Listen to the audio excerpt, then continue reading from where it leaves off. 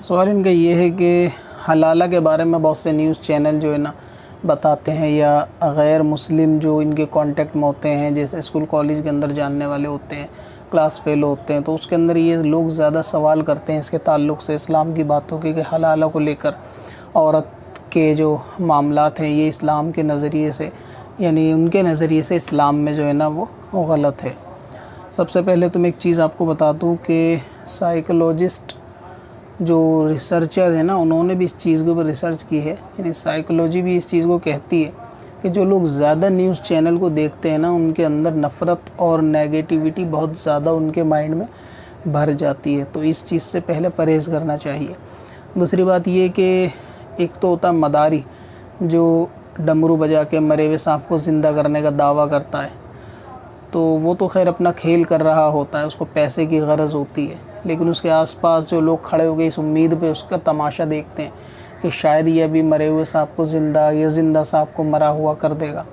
तो वो इस उम्मीद पर उनका खड़ा होना ये उनकी ख़ुद बेवकूफ़ी है। इसी तरीके से अगर कैंची, उस्तरा या ब्लेड देखकर अगर कोई नाई के पास जाके अपना ऑपरेशन कराना चाहे,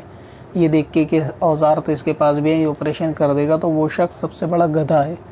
तो इस्लाम के किसी भी मामलात को समझने के लिए आलिम दीन के पास जाना चाहिए। अगर कोई आपसे ऐसा सवाल करता है, मुस्लिम हो या गैर मुस्लिम,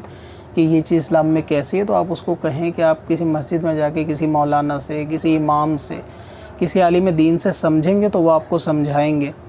अब ऐसा तो है नहीं कि बीजेपी के जो रखेल हैं न्यूज़ चैनल वाले, मिसाल के तौर पे एक सुअर चौधरी है, जब भी कोई मुसलमानों का प्रदर्शन होता है या कहीं पे अगर इस तरीके का मामला होता है तो वो फ़ौरन जो है ना ग़ज़वा हिंद उनको गैर मुस्लिमों को याद दिलाना शुरू करता है, ग़ज़वा हिंद का पाठ पढ़ाना शुरू करता है। हालांकि कभी ख़ुद अपना डीएनए कराएगा तो उसको मालूम चलेगा कि उसकी पैदाइश में 2-4 बीजेपी मंत्रियों का भी योगदान ज़रूर रहा होगा। तो ऐसे लोग जो है ना वो आग लगाने के ही अक्सर पैसे लेते हैं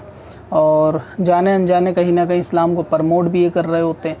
और उनसे रोज़ी रोटी भी इन लोगों की चल रही होती है। क्योंकि इनके पास ऐसे मुद्दे होते हैं, जब भी कोई ऐसा टॉपिक होता है इनको 2 चीज़ें याद आती हैं। जब भी कोई ऐसी बात आ जाएगी जिसके अंदर रोज़गार से रिलेटेड मामला हो या कोई भी, तो इनको एक पाकिस्तान याद आएगा जो अपनी न्यूज़ चैनल पे इनको फ़ौरन हेडलाइन के तौर पे दिखाएंगे, या फिर इनको ग़ज़वा हिंद याद आएगा। तो हलाला, 3 तलाक, इस तरीके के टॉपिक इनको समझ में आ जाएंगे। हलाला क्या है कि औरत के लिए शरीयत के अंदर एक ऐसा प्रोटेक्शन रखा हुआ है, एक ऐसा दीवार बनाई है शरीयत ने, ताकि औरत की जो है वो उसकी इज़्ज़त की हिफाजत की जा सके। असल में हलाला इस चीज़ का नाम है कि वह औरत की हिफाजत की जा सके। इसको इस तरीके से समझें कि अगर कोई शख्स है, उसने ऐसा काम किया कि जो अल्लाह तबारक व तआला को जायज़ कामों में नापसंद है, तलाक देना, और उसने किसी औरत को 3 तलाक दे दी, तो इसमें नुकसान जो है ना वो औरत की तरफ हुआ ज़्यादा कि उसको 3 तलाक़ें मिली। तो इसमें नुकसान औरत का है, मर्द का ज़्यादा नुकसान इसमें नहीं होता। तो अब क्योंकि जब औरत का नुकसान है तो इससे मालूम ही चला कि वो शख्स के जिसने बेवजह औरत को 3 तलाक दे दी हों, ज़ाहिर है कि वो शख्स ज़ालिम है कि उसने बेवजह घर को उजाड़ा, अल्लाह तबारक व तआला की नापसंद चीज़ को इख्तियार किया और किसी हंसते खेलते घर को ख़राब करके औरत की ज़िंदगी को ख़राब किया। तो अब जो है ना शरीयत औरत की तरफ ज़्यादा उसकी हिफाजत की तरफ माइल होगी, और उसकी हिफाजत ये होगी कि अब ऐसे ज़ालिम शख्स के पास उसको जाने से रोका जाएगा कि ऐसा शख्स कि जिसने औरत की कदर नहीं की या जिसने औरत को तलाक दे दी, उसके पास वापस निकाह ना किया जाए। अब क्योंकि औरत जो है ना वो ख्वाहिशात की ज़्यादा पैरवी करने वाली होती है, तो इस एतबार से ज़ाहिर है कि वो दोबारा उसकी तरफ फिर राग़िब होगी, फिर माइल होगी। और शरीयत ये चीज़ नहीं चाहती कि जिसने औरत की कदर ना की हो वापस वो उसके पास जाए। इसीलिए उसने औरत की हिफाजत के लिए एक ऐसी दीवार खड़ी करी कि अगर तुम्हें इस दीवार को क्रॉस करके जाना है तो फिर यही प्रोसेस आप जाएं, अगर नहीं जाना चाहते हैं तो उसके लिए बिल्कुल एक आज़ाद ज़िंदगी है, एक नई ज़िंदगी का उसके लिए मौका होता है कि वो दूसरा निकाह करे और अपना घर बसाए। और अक्सर यही होता है कि 3 तलाक़ों के बाद 90% औरतें जो है ना अपना दूसरा निकाह करके घर बसा लेती हैं, और ये बेहतरीन है इसी डर की वजह से कि वो हलाला वग़ैरह में इन्वॉल्व नहीं होना चाहती। और ये रखा भी इसीलिए गया है कि वो इसमें इन्वॉल्व ना हो ना इस तरफ जाएं कि जिसने 3 तलाक़ें दी हों वापस उस तरफ जाएं।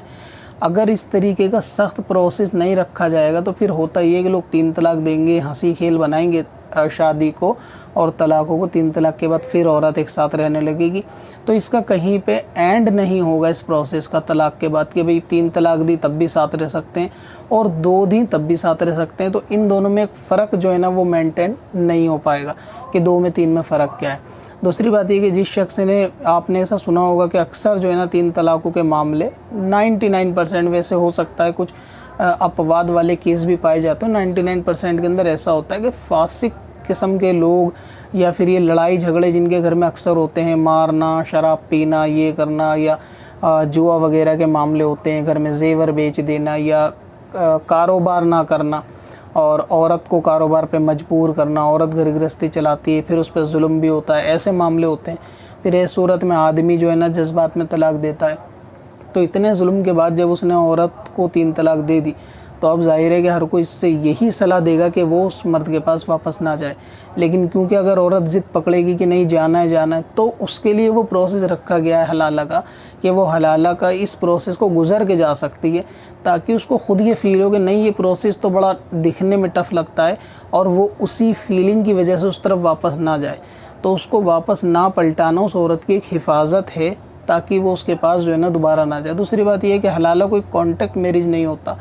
कोई ये टाइम बाउंडेशन के साथ कोई शादी नहीं है। हलाला मीन्स ये है कि जो औरत की तलाक हो चुकी है वो जो नए सिरे से शादी करेगी वो एक फेयर शादी होगी, उसके अंदर किसी किस्म की कोई शर्त नहीं होती, और वो शादी करने के बाद नया शौहर उसको रखना चाहे तो वो उसको लाइफ टाइम रख सकता है, ना तो उसको तलाक पे मजबूर किया जा सकता, ना ही उसको छोड़ने पे मजबूर किया जा सकता। तो ये उसकी मर्ज़ी है कि अगर वो छोड़ दे तो ठीक है, फिर वो जब उसने भी तलाक दे दी तो वो इद्दत के बाद अब फिर औरत आज़ाद है, और आज़ाद औरत जहाँ चाहे वो निकाह कर सकती है, फिर चाहे वो पहले पे करे या दूसरे पे करे, ये उसकी मर्ज़ी है। तो उसमें इस तरह बना के पेश करना कि इसके प्रोसेस ये है कि पहले निकाह होगा, ये होगा और उसके बाद दोबारा निकाह करेगी, तो ये करवाया नहीं जाता उससे। ये उसकी ख़ुद की मर्ज़ी होती है औरत की। अगर वो पहले 3 तलाक के बाद ही मना कर दे कि मुझे अब इस आदमी के पास जिनने 3 तलाक दी वापस जाना ही नहीं है, तो मामला ही ख़त्म है। तो उसके बाद वो कहीं और दूसरी जगह निकाह करे, दूसरी जगह निकाह करने के बाद जो है वो अपनी नई ज़िंदगी गुजार सकती है। आपने देखा होगा कोई छोटा बच्चा होता है, जब उसको इस चीज़ का मालूम नहीं होता कि जो जलता हुआ अंगारा है वो नुकसान देगा उसको या नहीं, तो उसकी तरफ अक्सर बढ़ने की कोशिश करता है चमक देखकर। अब उसकी चमक की वजह से उसको सख्ती से कभी कभी रोका जाता है बच्चे को, या उसके अंगारे के दरमियान ऐसी चीज़ खड़ी कर दी जाती है कि अगर वो अंगारे की तरफ जाएगा तो उसका ये नुकसान होगा। तो ऐसे ही आपने बहुत सारे अपने देखे होंगे बचपन में वालिदैन भी बहुत सारी शर्तें लगाते हैं बच्चों की हिफाजत के लिए, कि अगर तूने ऐसा करा तो मामला ऐसा होगा, यानी अगर ये काम करा तो पिटेगा, अगर तुझे नहीं पिटना तो इस काम से दूर रहना। मतलब ये कि बर्तन तोड़ देना या कुछ भी कर देना। तो इस तरीके की बाउंडेशन लगाना वो बच्चे पे जुल्म नहीं कहलाता, और ना उसको कोई बच्चे पे जुल्म कहता कि अगर वो गिलास तोड़ देगा तो वालिदैन ने कहा कि उसके हाथ पैर तोड़ दिए जाएंगे। तो एक बच्चे पे इतना जुल्म हो रहा है कि उसके हाथ पैर तोड़ दिए जा रहे हैं, तो नाइंसाफ़ी, ऐसा कोई नहीं कहता। सबको मालूम है कि ये मामला जो है वो उसके हक़ में एक बेहतरी के लिए कहा गया है, और ऐसा कोई करेगा भी नहीं, लेकिन उसकी हिफाजत के लिए। सेम प्रोसेस को आप इस तरह से समझें कि अगर कोई शख्स जो है किसी औरत को 3 तलाक दे दे, 3 तलाक देने के बाद ज़ाहिर है कि वो जालिम शख्स जिनने 3 तलाक दी हैं बेवजह की,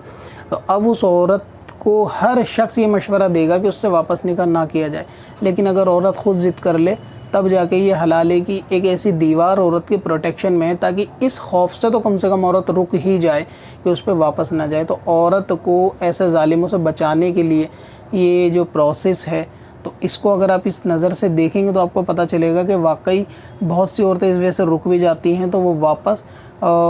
तलाक से और इस तरीके के जुल्म से जो है ना वो बच जाती हैं। लेकिन इसको कोई अगर घुमा कर पेश करे कि तलाक और हलाला जो है वो औरत के लिए ये मामला है और वो मामला है, तो ये तो वो फ़िक्स वाला फिर मामला हो जाएगा कि औरत को निकाह किससे करना ये फ़िक्स है, वापस उससे करना ये भी फ़िक्स है, जबकि निकाह के अंदर कोई चीज़ पहले से फ़िक्स नहीं होती। दूसरी जगह वो निकाह करना चाहे तो उसकी मर्ज़ी है, वो आज़ाद है, उसके साथ लाइफ टाइम रहना चाहे रह सकती है, और उसने भी अगर बिलफर्ज तलाक दी तो उसके बाद भी औरत आज़ाद रहती है, उसकी मर्ज़ी रहती है कि वो चाहे जहाँ निकाह करे, वापस पहले से ना करना चाहे तो उसमें कोई ज़रूरत नहीं है। तो एक तरीके से हलाला वो प्रोटेक्शन है एक औरत के लिए, ताकि वो इस चीज़ से बाज रहे, वापस उसके पास जाने से बची रहे। इसलिए ये सख्त प्रोसेस रखा है कि इसकी वजह से जो है ना वो वापस इस तरफ ना जाए। तो इसमें औरत की जो है ना हिफाजत होती है, उस पे जुल्म करने से उसकी जो है ना प्रोटेक्शन होता है कि वापस फिर वही प्रोसेस होगा। और फिर अक्लमंदी भी यही है कि जिस शख्स ने पहले घर गृहस्थी को नहीं समझा और उसने औरत को 3 तलाक़ें दे दी हों, जबकि 1 से और 2 से भी काम चल सकता था, तो ऐसे शख्स की क्या गारंटी है कि वो फ्यूचर में तलाक़ें नहीं देगा। 3 के बाद अगर फिर औरत उस पर जाएगी तो वो फिर मारेगा पीटेगा, फिर तलाक़ देगा, फिर अगर औरत उस पर जाएगी तो फिर मार लड़ाई झगड़े और फिर तलाक़ देगा। तो ये प्रोसेस चलता ही रहेगा। तो इसलिए ज़रूरत थी कि ऐसे बाउंडेशन लगाने की, कहीं पे जाके मामला स्टॉप हो, कहीं पे तो लोगों के, औरत के दिल में ये चीज़ आए कि नहीं, अगर मैं ये ऐसा करूँगी तो वापस इस प्रोसेस से गुज़र के उस जालिम पे जाना है, लिहाजा जाना ही बेकार है। तो वो वापस उस पर ना जाए, बच जाए। इसीलिए औरत को ऐसे जालिम से दूर रखने के लिए ये दीवार खड़ी की।